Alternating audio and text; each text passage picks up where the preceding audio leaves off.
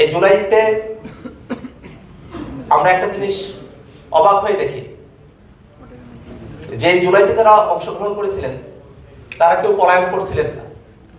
সকলে এখানে এসেছিলেন জীবন দেওয়ার তাগিদে, যে তারা চেয়েছিলেন যে জীবন গেলে যাবে, কিন্তু হাসিনার যে দুঃশাসন, হাসিনার যে জুলুম, সেখান থেকে আমরা মুক্তি লাভ করব।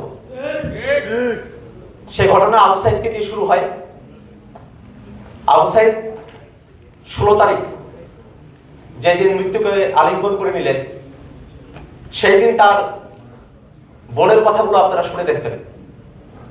কত আকুতি নিয়ে আবু সাইদের বোন তখন বলেছিল, হামার ভাইয়ক মারলু কেন।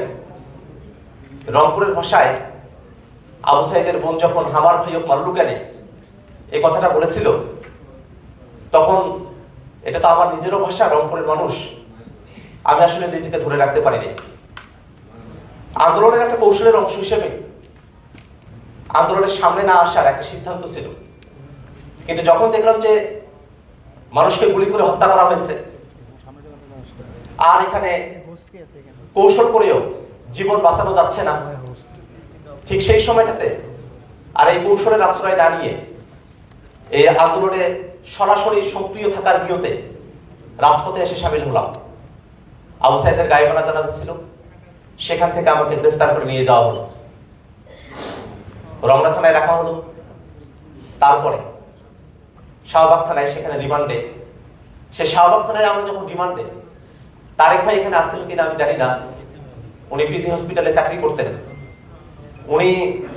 ওনাকে ওখানে পিটায় পিটায় নিয়ে আসা হলো।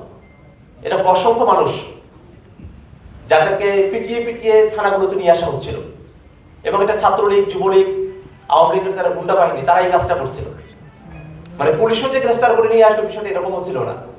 একেবারে সাধারণ মানুষদেরকে, পথচারীদেরকে, আন্দোলনকারীদেরকে, যাকে পাচ্ছে রাস্তায় তাকেই তারা পিটাচ্ছে, পিটায় তারা নিয়ে এসে থানায় সোপর্দ করতেছে।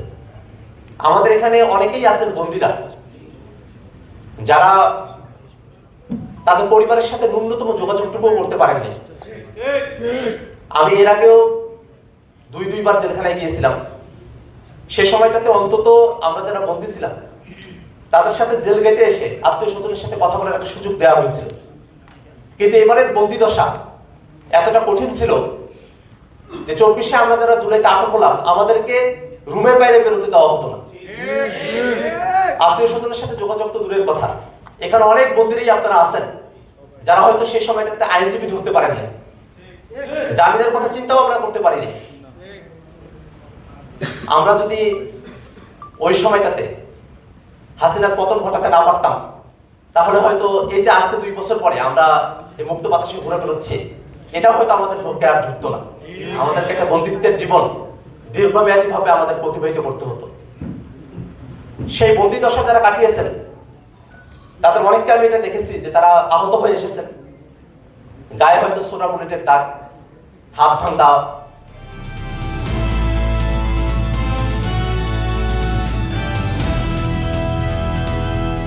দিনাজপুর টিভি, মানুষের জীবনের কথা বলে।